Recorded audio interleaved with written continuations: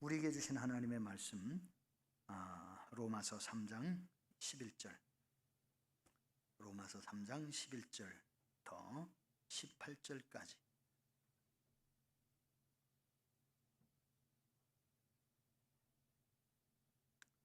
저와 여러분이 함께 봉독하겠습니다. 시작. 깨닫는 자도 없고 하나님을 찾는 자도 없고 다 치우쳐 함께 무익하게 되고 선을 행하는 자는 없나니 하나도 없도다. 그들의 목구멍은 열린 무덤이요 그 혀로는 속임을 일삼으며 그 입술에는 독사의 독이 있고 그 입에는 저주와 악독이 가득하고 그 발은 피 흘리는 데에 빠른지라.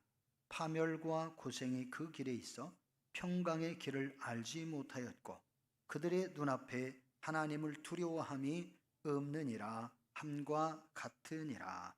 아멘.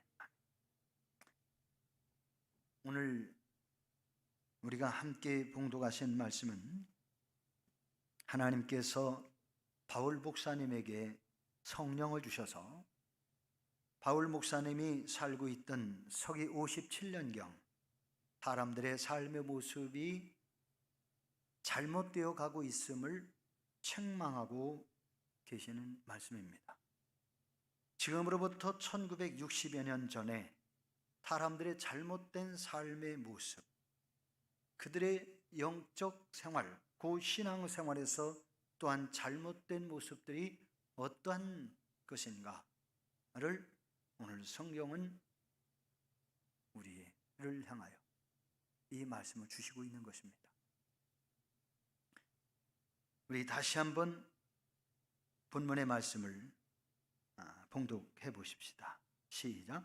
깨닫는 자도 없고 하나님을 찾는 자도 없고 다 치우쳐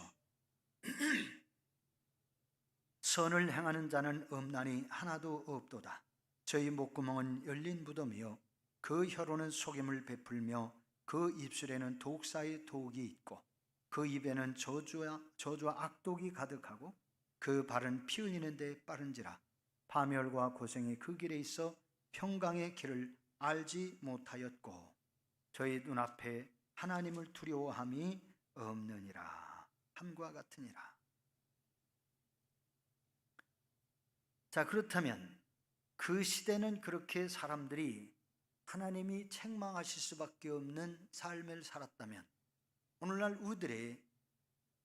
우리들이 살고 있는 현실의 삶의 모습은 어떠할까요? 현재 우리는 21세기 초과학의 시대를 살고 있습니다. 우리가 살고 있는 현 시대에나 바울 목사님이 살고 있던 1960여 년 전에나 사람들의 삶의 모습은 닮은 꼴이 너무나 많다는 사실을 알 수 있습니다. 사람들은 우주 만물 전체의 움직임을 바라보면서도 창조주 하나님을 인정하지 않으려 합니다. 사람들이 만든 무인 자동차가 도로를 시원스럽게 질주하는 모습을 보면서 사람들은 오늘날 과학이 엄청 발달해서 사람이 만든 자동차가 운전사도 없이 잘도 가는구나 하면서 감탄을 하면서도 우주의 태양과 달과 수많은 별들이 자신의 자리를 지키며 또 이동하면서도 하나님이 섭리하시고 계획하신 대로 움직여지는 것을 보면서도 우리가 살고 있는 이 자연 지구 환경이 사계절 환경이 돌아가면서 우리에게 주어지는 것처럼 하나님은 우주 질서를 만들어 주셨는데 그 우주 만물을 창조하신 하나님을 창조주 하나님으로 인정하려고도 하지 아니하고 그 창조주 하나님께서 오늘날 우리가 살고 있는 이 시대를 역사를 주관하고 계심을 깨닫지 못하는, 그리고 하나의 자연현상으로만 보려고 하는 이러한 사람들, 1960여 년 전이나 지금이나 별 차이가 없다는 사실을 알 수 있습니다. 그래서 하나님을 찾는 사람들이 점점 줄어들고 거짓이 판을 치고 악함이 가득하고 하나님을 두려워하지 않는 것입니다. 마치 창세기 6장에 기록된 노아 홍수 사건 이전 시대의 상황과 다를 바 없다고 하겠습니다. 그런데 더 큰 위기 상황은 교회의 모습과 기독교인들의 모습이 위기 상황이라는 사실입니다. 하나님을 믿지 않는 불신자들이야 세상과 함께 살아가는 사람들이기 때문에 그럴 수 있다고 하겠으나, 하나님을 믿는 사람들의 신앙이 점점 하나님에게서 멀어지고 있는 것이 현실입니다. 하나님을 믿지 않는 사람들이 요구하는 대로 오늘날 교회가 생각도 없이 따라갑니다. 하나님을 믿는 믿음의 사람들이 예배를 가볍게 생각하고 있습니다. 하나님을 믿는 믿음의 사람들의 기도 소리가 듣기 어려워지고 있고, 교회에서 우렁차게 하나님을 찬양했던 찬양대의 소리도 찾아보기가 어렵고, 예배 전에 자유롭게 하나님을 마음껏 찬양하던 예배의 찬양대의 찬양 소리도 들어보기 어려운 시대가 되고 말았습니다. 하나님을 믿는 믿음의 사람들의 모임이 없어져도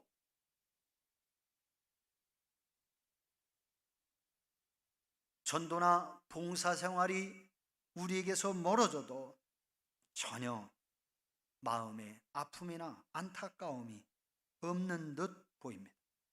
교회에서 하나님을 믿는 사람들의 모임을 보기가 어려운데 세상의 모임은 활발하게 모여지고 있어요. 이러한 모습은 하나님을 잊고 하나님을 멀리하는 타락으로 가는 위험한 교회 시대임이 틀림없음을 저는 여러분에게 말씀드리고 싶습니다. 왜 이렇게 점점 하나님을 멀리하게 되었을까요? 그 원인들이 무엇일까요?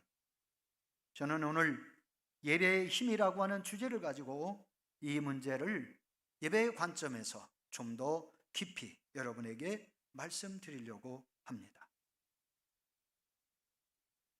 오늘 이 시대에 많은 사람들이 하나님을 점점 멀리하게 된 중요한 이유, 원인, 그것은 하나님을 예배하는 예배 신앙이 약해졌기 때문입니다. 한국교회에서 온전하게 주일 성수하는 신자들의 숫자가 급격하게 줄어들고 있기 때문이기도 합니다. 주일 예배와 주일 성수를 강조하는 목회자를 오늘의 시대에 뒤떨어지는 목사라고 하며 거부하는 현상이 교회 안에서 일어납니다. 교인들은 주일을 지키지 않고 주일 성수하지 않아도 책임의식을 못 느끼는 그러한 시대가 되고 말았습니다. 그렇다면 역으로 한번 바꿔 생각해 보십시다. 주일날 여러분들이 주일 예배 드리고 바람 쐬러 놀러 이리저리 다닌다고 해보십시다. 목사도 주일 예배 한 번만 드리고 놀러 가고 싶은데 놀러 가고, 바람 쐬러 가고 싶을 때 바람 쐬러 가고, 다른 예배에 소홀히 한다면 여러분은 잘하는 목사라고 하겠습니까? 목사는 모든 예배를 성실하게 인도해야 하고, 성도들은 자유롭게 예배에 참석하지 않아도 된다는 신앙이 어디에 근거한 일입니까? 목사나 성도들이나 우리 모두는 하나님의 성도들입니다. 하나님의 자녀요, 하나님의 백성들이요. 집사나 권사나 장로나 목사는 동일하게 역할이 좀 다를 뿐이지 하나님의 종이 틀림없습니다. 그럼에도 불구하고 매주일 주일 예배에서 성도들이 무덤덤하게 앉아서 아무런 감동도 없이 목사가 찬송하고 설교하는 것을 구경만 하고 있다가 집으로 돌아간다면 아주 큰일입니다. 목사가 찬양을 드리지 않고 은혜를 하면, 야, 오늘 우리 목사님 참 은혜롭게 찬양했다. 하나라도 틀리면, 야, 우리 목사님 오늘 무슨 생각하다 틀려먹었디야. 성경을 읽다가 한두 구절 조금이라도 틀리게 읽으면 목사가 성경도 틀리게 읽으면서 무슨 목회를 해? 근데 여러분이 틀리는 것은 괜찮습니까?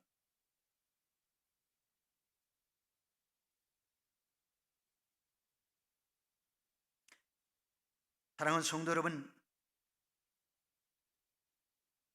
만일 우리가 예배를 등한시한다고 한다면 목회자이든 신자이든 직장인이든 각자 가정이든 우리가 영적 질서를 잃어버리게 되는 것을 알아야 합니다.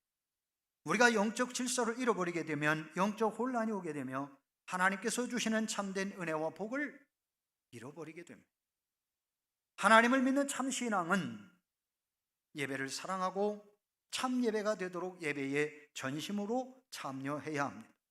예배의 순서나 분위기, 어떤 설교를 듣느냐가 중요한 것이 아닙니다.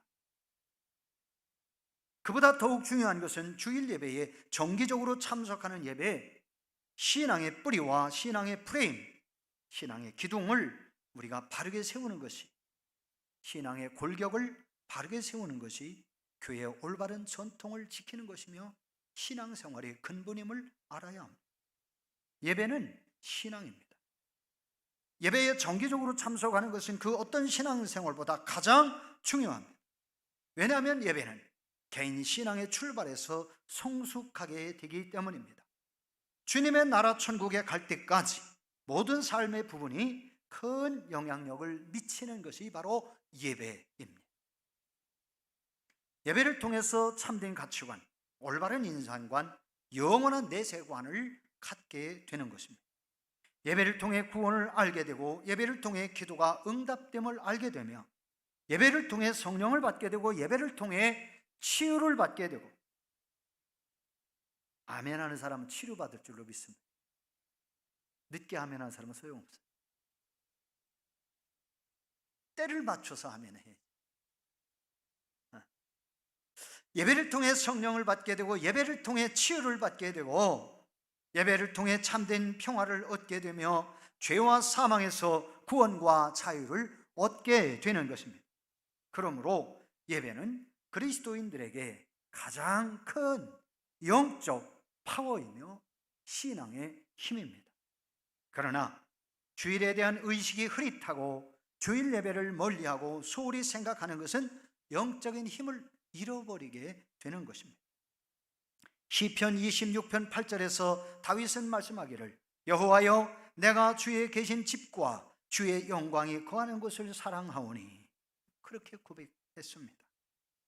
내가 주의 계신 집과 주의 영광이 거하는 곳을 사랑합니다. 다윗의 고백입니다. 주 여호와의 영광이 나타나는 곳, 산 소망과 구원의 빛이 드러나는 하나님의 집인 교회에서 예배를 드리는, 그 예배를 뜨겁게 사랑하는 성도가 되어야 합니다. 예배를 진실로 사랑하며 예배의 능력과 예배의 힘을 느끼고 예배에 대한 올바른 신앙을 정립하는 그러한 성도가 되기를 바랍니다. 우리는 예배의 대상이 분명한 예배를 드려야 합니다. 예배의 대상이 분명한 예배란 우리가 누구에게 예배하는가를 분명히 알고 예배해야 하는 것입니다. 예배에서 가장 위험하고 잘못되는 경우가 예배의 대상이 하나님이심을 잊고 예배하는 거예요. 이스라엘 백성들 애굽에서 나와가지고 가나안 땅에 들어가다가 모세가 시내산 꼭대기에 올라가서 40일 동안 내려오지 않으니까 이스라엘 백성들은 송아지를 만들어 놓고 말하기를 이스라엘아, 이 신이 너희를 애굽에서 인도하여 낸 여호와다. 여러분, 송아지가 사람의 손에 만들어졌어요. 그런데 그것이 이스라엘 백성을 애굽에서 인도한 여호와가 맞습니까? 대상이 잘못되었습니다. 예배의 대상은 사람을 위한 것도 아니며 천사를 위한 것도 아닙니다. 사도 요한도 2번이나 예배의 대상을 오인한 것을 성경에서 볼 수 있습니다.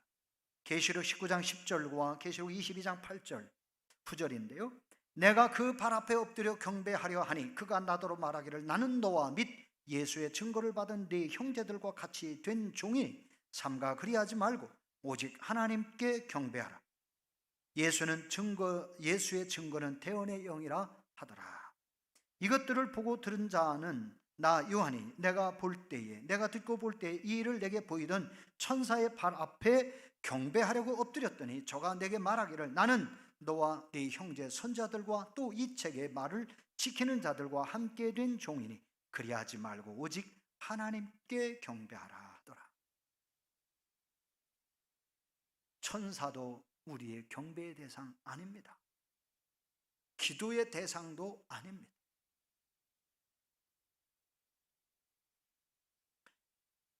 요한은 천사들을 보자 너무 놀라 그만 엎드려 천사에게 경배하려고 했습니다. 그때에 하늘에서 음성이 들립니다. 오직 하나님께만 경배하라. 나는 너와 같은 종이 된 자다. 하나님께 경배하라. 예배의 대상은 오직 하나님이십니다. 성경은 예배를 중요시하면서 언제나 예배의 대상이 하나님이셨음을 우리에게 증거하고 있습니다. 그러므로 예배의 주관자이심의 예배의 중심은 하나님이심을 말씀하고 있는 겁니다. 예배에서 하나님이 주관자라는 것은 인간이 하나님을 붙잡고 있는 것이 아니라 하나님께서 인간을 보호하고 붙잡고 계시다는 사실을 의미하는 겁니다. 인간이 하나님을 택한 것이 아니라 하나님께서 인간을 택하셨다는 사실을, 하나님께서 예배의 주체가 되시고 예배의 대상이 되는 것을 분명하게 우리에게 보여주시고 계시는 말씀드립니다. 예를 들어 오늘날 예배를 다양하게 드리게 되면서 간혹 예배의 초청이 하나님이 아닌 사람이나 사건과 업적에 치우치는 것을 볼 수가 있습니다. 무슨 예배냐? 취임 축하 예배, 개업 축복 예배, 생일 축하 예배, 발전 예배, 회갑 축복 예배, 이런 형식의 예배는 잘못입니다. 취임 감사 예배, 개업 감사 예배, 생일 감사 예배, 회갑 감사 예배, 하나님께서 우리에게 은혜를 주신 것에 대한 감사의 예배라고 한다면 그것은 온전한 예배가 되는 겁니다. 예배학자 로버트 웨버는 말하기를 예배를 드리기 전에 반드시 결심할 예배의 자세는 하나님 중심의 예배와 하나님께 집중하는 예배다라고 말했습니다. 예배의 형식이나 순서나 프로그램이 예배처럼 진행될 수 있으나 인간을 위한 예배라면 그것은 잘못입니다. 그것은 종교 이름을 빌린 모임에 불과할 뿐 예배가 아닙니다. 예배의 대상은 오직 하나님 한 분뿐이십니다. 예배 시간에 새 가족이 등록해서 지난 시간처럼 소개하고 박수를 치며 환영할 수는 있습니다. 예배 시간에 사람을 칭찬하고 축하의 박수와 화환을 주고 받는다면 그 예배는 문제가 있는 것입니다. 그러므로 예배인지 축하 행사인지 구별해야 합니다. 어떠한 경우에라도 예배의 대상을 하나님이 아닌 다른 어떤 것에 두어서는 안 됩니다. 예배의 대상을 하나님께 두라는 것은 무조건 하나님을 맹목적으로 따르라는 의미가 아닙니다. 우리가 예배를 드릴 때 하나님께서 우리를 위하여 무엇을 하셨으며 하나님께서 무엇을 하고 계시며 하나님께서 무엇을 하실 것인지 우리의 과거와 현재와 미래의 삶에 은혜를 베푸시고 함께 하시는 하나님을 예배하는 것이 온전한 예배인 것입니다. 다시 말하면 예배는 무엇을 말씀하시는지를 깨닫고 분별하면서 예배 속에서 하나님이 말씀하시는 그 말씀의 의미를 분명히 알고 하나님께 초점을 맞추는 예배가 올바른 예배입니다. 하나님께서 베풀으신 은혜도 모른 채 무조건 믿고 따르고 엎드려 절하고 찬양하고 기도하면 하늘에서 축복이 내려오고 우리의 소원을 들어주는 것을 기대하는 그러한 사람들의 예배 자세는 근본적으로 잘못된 겁니다. 성경에서 모세 이전 창조의 역사부터 모세가 부름받기 전까지의 예배와 성경 초기 예배를 비교하면 하나님 중심의 예배가 무엇인지 알게 됩니다. 그래서 프로젝트로 준비하려다가 못했는데 죄송합니다. 창세부터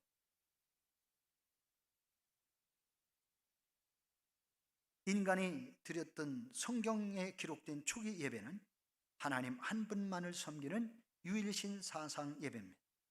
둘째는 하나님의 임재와 인격적인 응답을 받았습니다. 셋째는 하나님에 관련된 일체의 형상을 남기지 않았습니다. 넷째, 하나님의 말씀 성경에 순종하는 일관된 삶을 살았습니다. 다섯째, 하나님이 베푸신 은혜에 응답하는 감사의 제사 예배였습니다. 그런데 원시 종교 예배는 어땠는가? 첫째는 자연신, 해와 달, 별, 자연 숭배, 많은 것에 신이 있다, 다신 신앙을 갖는 겁니다. 두 번째, 독백적 섬김, 고사입니다. 고사. 스스로 대상이 누군지도 모르고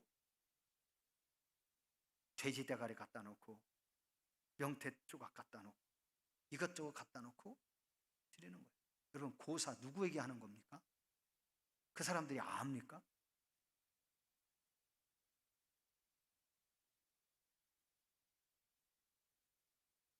셋째, 신의 형체를 그림이나 조각으로 조각해서 숭배하는 것. 특별히 불교에서 그런 걸 많이 하죠. 땅에서 사람 비슷한 돌이 나왔으면 부처님이라고 부르고, 또 사람이 돌을 깎아가지고 부처님이라고 섬기고, 얼마나 잘못된 신앙이지. 천주교는 사람을 만들어 놓고 마리아 형상을 만들어 놓고 성모 마리아 시여 기도, 그 앞에서 무릎을 꿇기도, 예수님의 십자가 형상을 만들어 놓고 그 앞에서 예수님이 엎드려 기도하면서 참 우상 숭배. 넷째, 인간의 심성과 감정의 움직임에 영향을 받는 신앙. 다섯째, 예배자의 소원 성취와 복을 받는 것이 목적인 신앙. 원시 종교예요. 우리는 예배의 대상을 바르게 하고 있는가 우리 스스로가 확인해야 합니다. 하나님은 이스라엘 백성들에게 가장 중심적으로 선포한 말씀이 하나님 중심 제사 예배였습니다. 결코 인간의 감정이나 마음이나 정서적 안정이나 만족과 흥분을 유발시키는 목적으로 예배한 것이 아니었습니다. 인간을 중심으로 하는 어떤 분위기나 형상들이 예배의 대상이 될 수 없었습니다. 오늘날도 마찬가지입니다. 그것들이 예배의 대상이 될 수 없습니다. 이 질서는 오늘날 우리가 하나님도 섬기고 세상의 신, 우상을 같이 섬기는 그러한 모습은 하나님이 절대로 용납하지 않으십니다. 하나님만이 예배의 대상이십니다. 요한일서 5장 21절의 말씀에 보니까 자녀들아 너희 자신을 지켜 우상에서 멀리하라 하는 말씀을 주셨습니다. 왜 그 말씀을 주셨습니까? 우리가 예배자로서 올바른 예배관을 가지고 예배해야 하는 것을 말해주고 있는 것이죠. 하나님 외에 다른 어떤 형상들을 예배하거나 제사하는 행위는 모두 가증한 우상 숭배입니다. 여러분, 가정에서 가끔 조상님들의 제삿날을 맞이해 가지고 추도 예배를 드리죠. 그 추도 예배를 드리는 그 자체에도 우상 숭배의 가능성이 매우 짙습니다. 추도배의 근본은 그분의 신앙을 우리가 하나님 앞에서 고백하고, 우리도 그분의 올바른 신앙, 가치 있는 인생관, 하나님 앞에서 어떻게 살았는지를 우리가 이야기하면서, 그렇게 은혜로 인도하신 하나님을 찬송하면서 조상님들의 올바른 신앙과 가치관을 자손들에게 알게 해주고, 그것이 하나님의 뜻에 합당한 것이었음을 깨우쳐 주는 것이 추도 예배의 목적이 되어야 돼요. 그렇지 않으면 그것도 우상 숭배가 되고 맙니다. 예배의 형식이나 의식보다 더 중요한 것은 그보다 누구를 예배하는 것이냐 하는 예배의 대상자에 관련된 겁니다. 하나님 우리의 예배의 대상인 동시에 섬겨야 될 가장 존귀한 분이십니다. 아닌가 보네. 아멘 안 하시네. 아멘을 아무도 안 하시네. 다시 합니다. 하나님은 우리의 예배의 대상인 동시에 섬겨야 될 가장 존귀한 분이십니다. 하나님은 예배 가운데 친히 오셔서 우리의 예배를 통하여 영광을 받으시는 분이십니다. 욥기 23장 3절로 4절의 말씀을 보니까 내가 어찌하면 하나님을 발견하고 그의 처소에 나가랴. 어찌하면 그 앞에서 내가 호소하며 변론한 말을 내 입에 채우고 욥기 4장 8절로 9절을 보니까 내가 보건대 악을 밭갈고 독을 뿌리는 자는 그대로 거두나니 다 하나님의 입기운에 멸망하고 그의 콧김에 사라지느니라. 하나님은 올바로 예배하는 자와 함께 하시지만 악을 행하는 자들을 하나님이 심판하신다고 성경은 말씀하고 있는 거예요. 우리가 주일날 교회에 오는 것은 하나님을 예배하고 우리의 몸과 마음을 하나님께 올려드리는 예배를 드리려고 교회에 온 것입니다. 사람을 만나서 친분을 쌓고 목회자와 인사 나누고 노래를 부르고 식사하며 교제를 하기 위해서 예배 자리에 나오셨다면 잘못. 주 목적은 하나님을 예배하는 것이고 부 목적은 우리 성도들이 하나님 베푸신 은혜를 함께 나누기 위하여 예배 자리에 오고 성도들과 친분을 쌓는 것입니다. 두 번째, 우리는 목표 있는 예배를 드려야 합니다. 예배는 성경 초기의 예배 모습으로 돌아가는 것이 가장 생명력 있고 건강한 예배라고 할 수 있습니다. 예배는 성경 초기의 예배 모습을 계승한 예배가 초기 교회 예배라 할 수 있겠습니다. 초기 교회는 오순절 성령의 오심을 시작으로 교회를 중심으로 해서 정기적으로 모이기에 힘썼고 하나님을 향한 찬송과 기도의 예배 중심 생활을 했습니다. 사도행전 2장 46절로 47절의 말씀이 바로 초기 교회의 예배 생활의 근거가 되는 것입니다. 예수 그리스도를 구주로 믿는 성도들의 신앙과 예배가 능력으로 나타나서 교회의 힘이 되었습니다. 이것을 예배의 힘이라고 할 수 있겠습니다. 그러므로 교회는 예배로 평가를 받습니다. 그렇다면 과연 오늘날 교회에 소속된 성도들이 정기적으로 1년 52주일을 교회에 모여서 예배에 힘쓰며 하나님이 기대하시는 만큼 열정적으로 찬송하며 기도하고 말씀을 사모하는 예배를 드리고 있는가? 우리들을 한번 돌아보아야 합니다. 나의 정상적인 예배 생활을 1년 52주일로 나누어서 100%로 환상한다면 과연 몇 %나 되겠는가? 한번 생각해 보십시오. 대학교에서 한 학기에 3번 결석을 하면 시험에서 100점을 받았더라도 F학점으로 꽝 처리됩니다. 다시금 한 학기를 출석하며 재수강을 하고 시험을 보아야만 합니다. 예배의 우등생은 신앙의 우등생이라 할 수 있겠습니다. 예배에 성실한 신자가 신앙생활도 성실하게 한다고 보면 좋겠습니다. 그렇다면 왜 성도들이 예배 생활이 부실해질까요? 그것은 예배의 목표를 바르게 세우지 않았기 때문입니다. 예배의 목표는 최종적인 방향입니다. 예배의 목표가 분명하면 예배드리는 자의 마음가짐과 태도가 달라지게 되지요. 시편은 예배의 묶음을 표현한 책이라고 해도 과언이 아닐 것입니다. 그 중에서 다윗의 예배를 예배 중의 예배라고 말할 수 있겠습니다. 시편 62편에서 다윗이 하나님을 향하는 예배의 모습을 우리가 함께 보았으면 좋겠어요. 제가 말씀을 읽겠습니다. 여러분 들어보십시오. 나의 영혼이 잠잠히 하나님만 바라며 나의 구원이 그에게서 나는도다. 오직 저만 나의 반석이시오 나의 구원이시오니 나의 산성이시니 내가 크게 요동치 아니하리로다. 나의 영혼아 잠잠히 하나님만 바라라. 대저 나의 소망이 저로 쫓아나는도다. 오직 저만이 하나님만이 나의 반석이시요 나의 구원이시요 나의 산성이시니 내가 요동치 아니하리로다.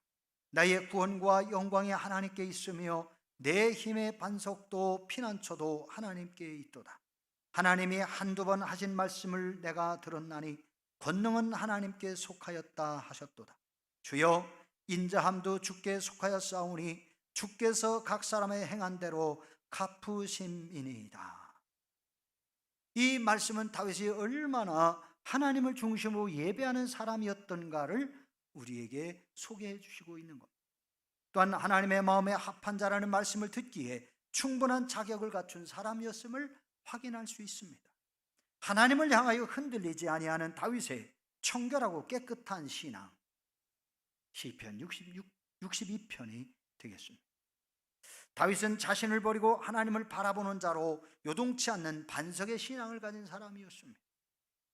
환난이 와도 핍박이 와도 죽음 앞에서도 다윗은 그 순간순간마다 하나님을 의지하고 기도하고 하나님을 찬송하는 그 신앙으로 하나님의 구원의 은혜를 누리며 살 수 있었습니다. 때문에 다윗의 예배는 하나님을 찬양하는 예배로, 하나님께 영광을 돌리는 예배로 충만했습니다. 우리는 나 자신의 공로를 높이려는 예배로 변들지 않도록 주의해야 합니다. 내가 교회에서 예배를 위하여 이 정도 했으니 하나님께서 이만한 보상은 해주실 거야, 그렇게 스스로 생각하거나 또는 물질적인 복을 얻고 싶은 생각에 기복적인 행위로 예배의 목표가, 헌금의 목표가 자신에게 집중되기를 바라는 경향이 있다고 한다면 이것은 하나님을 예배하는 것이 아닙니다. 잘못 예배하는 것. 예배의 목적은 오직 하나님을 찬양하고 하나님께 영광을 올려 드리는 것입니다. 그런 후에 은혜를 내려주시는 것은 전적으로 하나님의 주권임을 믿고 하나님의 행하신 결단에 순응하는 것이 신앙입니다. 하나님을 믿는 신앙인들은 매 주일마다 정기적으로 예배를 드려야 합니다. 주일을 지키고 예배를 드리는 것은 단순히 시간의 개념으로만 생각하지 마시고요, 우리 인생길에서 변함없는 방향이며 목표로 보는 믿음이 절대적으로 필요합니다. 목표를 분명히 하고 하나님께만 영광을 돌려드리는 그러한 예배를 드리는 여러분들이 되시기를 소망합니다. 마지막으로 보석 같은 예배를 드려야 합니다. 예배 생활은 신앙에서 가장 존귀한 보석과 같습니다. 예배는 가장 가치 있고 존귀한 시간이므로 이 세상의 무엇과도 바꿀 수 없는 신앙 행위입니다. 만일 기독교인들이 예배를 가장 귀한 보석처럼 생각하고 예배를 드렸다고 한다면 하나님께서는 그런 사람들에게 가장 존귀한 은혜와 복을 주셨을 겁니다. 바벨론의 볼모로 잡혀간 다니엘이 하나님께 기도하면 사자의 먹잇감이 될 것이 틀림없음을 알고도, 왕의 조서가 발표된 것을 알고도 그가 변함없이 그동안 하루 3번씩 기도하던 그대로 기도하다가 사자굴에 던짐을 받았습니다. 그러나 하나님께서 은혜를 베푸셔서 사자의 입에서 발톱에서 다니엘을 보호하심으로 다니엘은 사자굴 속에서 살아나와 메대와 파사 나라의 최고 총리로 하나님이 승진시켜 주셨어요. 목숨을 걸고 교회 개혁 운동을 한 마틴 루터는 말하기를, 한 번 하나님을 가지는 것은 곧 그를 예배드리는 것이다 라고 했습니다. 교회의 가치와 예배의 가치는 오직 하나님께 드리는 데 있습니다. 그렇다면 진정한 예배란 무엇일까? 나 자신을 하나님께 예물로 드리듯 예배를 드리는 것입니다. 이러한 예배를 보석 같은 예배라고 할 수 있습니다. 이러한 예배가 가장 가치 있는 일이요, 우리 성도들이 마땅히 드려야 될 예배입니다. 예수님이 인류를 사랑하시면서 보여주신 가장 소중한 사건이 무엇입니까? 십자가에 죽으신 것입니다. 예수님이 인류를 구원하시기 위하여, 그리고 예수님이 자신을 핍박하고 조롱하고 십자가에 죽이는 사람들을 위하여 용서해 주시도록 기도하시면서 십자가에 죽으신 십자가의 사랑은 이 세상의 무엇과도 바꿀 수 없는 하나님의 사랑을 보여주신 것입니다. 그런 하나님의 사랑 앞에 우리가 받은 은혜를, 예배를 가장 소중한 보석보다 더 소중한 예배로 여기고 보석 같은 예배를 드려야 하는 것이 저와 여러분의 예배의 가치입니다. 그러므로 예배자가 우리를 죄와 사망에서 구하시는 하나님께 가장 가치 있고 소중한 예배를 드리는 방법도 저와 여러분의 생명을 다하여 예배 드리는 행위가 되어야 합니다. 단순히 일주일에 한두 시간을 하나님이 원하는 것이 하나님이 원하시는 시간이 아닙니다. 얼마만큼의 금액을 헌금하느냐, 몇 마리의 양을 잡아서 하나님 앞에 제사하느냐 하는 것이 하나님의 관심의 목적이 아닙니다. 몇 번이나 찬송을 부르고 몇 시간 동안이나 봉사하고 몇 시간 동안이나 기도하느냐 하는 것을 하나님이 원하시는 것이 아니라 하나님은 전인적인 순종과 헌신, 하나님을 가장 소중하게 여기며 하나님께 예배하는 자들을 하나님이 차시 기뻐하신다는 사실을 알아야 합니다. 그래서 바울 목사님은 그렇게 예배에 대하여 정의합니다. 로마서 12장 1절입니다. 그러므로 형제들아, 내가 하나님의 모든 자비하심으로 너희를 권하노니 너희 몸을 하나님이 기뻐하시는 거룩한 산 제사로 드려라. 이는 너희의 드릴 영적 예배니라. 베드로 목사님도 이렇게 얘기했습니다. 너희도 산돌같이 신령한 집으로 세워지고 예수 그리스도로 말미암아 하나님 기쁘시게 받으시 신령한 제사를 드릴 거룩한 제사장이 될지니라. 베드로전서 2장 5절입니다. 사랑하는 성도 여러분, 잊지 마십시오. 하나님이 원하시는 것은 여러분 자신입니다. 여러분 자신이 보석 같은 예배를 하나님께 드리는 것을 하나님이 소원하십니다. 아브라함이 이삭을 모리아 산에서 제사함과 같이 여러분 인생에 하나님 기뻐하시는 제사 예배를 드릴 수 있기를 소원합니다. 여러분이 하나님의 말씀을 믿음으로 순종하고 여러분의 삶의 현장에서 하나님을 가장 소중하게 생각하면서 하나님의 뜻을 성취해드리는 하나님의 백성으로, 그리고 예배 시간에는 하나님을 온전히 예배하는 사한제사의 예배로 하나님을 그렇게 높여드리며 여러분의 예배가 여러분의 인생의 가장 소중한 보석 같은 예배로 하나님을 예배할 수 있는 성도 여러분이 되어서 하나님과의 관계가 더욱 돈독해지고 하나님이 여러분을 가장 높여주시고 귀하게 사용하시는 은혜와 축복의 사람들이 되시기를 주의 이름으로 축복합니다. 기도하십시다. 하나님, 우리가 하나님 앞에 우리 인생의 가장 소중한 예배를 드리고 가장 예배 시간을 소중하게 여기는 하나님의 자녀들 되게 해 주시옵소서. 우리가 오늘 이 시간 한 2분만 그동안 우리가 하나님 앞에 이렇게 소중한 예배를 드리지 못한 것을 회개하고 하나님께 소중한 예배를 드리는 헌신자로 세워지도록 나를 변화시켜 주옵소서. 우리가 한 2분 동안만 통성으로 기도합시다. 주여, 할렐루야. 아버지 하나님 감사합니다. 오늘도 주께서 저희들에게 주의 전에 모이게 하시고 주님을 예배하게 하시고 은혜로 살게 하시고 하나님 기뻐하시는 복된 자녀로 살아가도록 인도하여 주심을 감사합니다. 오늘 이 자리에 참여한 모든 성도들이 하나님을 예배함에 있어 온전히 하나님을 우리의 인생의 가장 소중한 분으로 기억하고 하나님이 베푸신 은혜를 기억하며 예배하고 하나님을 우리의 예배에서 가장 소중한 예배의 대상으로 생각하고 믿음으로 예배하게 하시고 하나님의 예배드리는 예배를 우리 인생의 보석 같은 예배로 하나님을 예배하고 하나님의 기쁨을 드리고 하나님의 주의 백성들을 가장 존귀하게 여기시고 높여주시고 은혜와 복을 주시는 축복의 자녀들 되게 해 주시옵소서. 우리 주 예수 그리스도의 이름으로 기도 올리옵나이다. 아멘.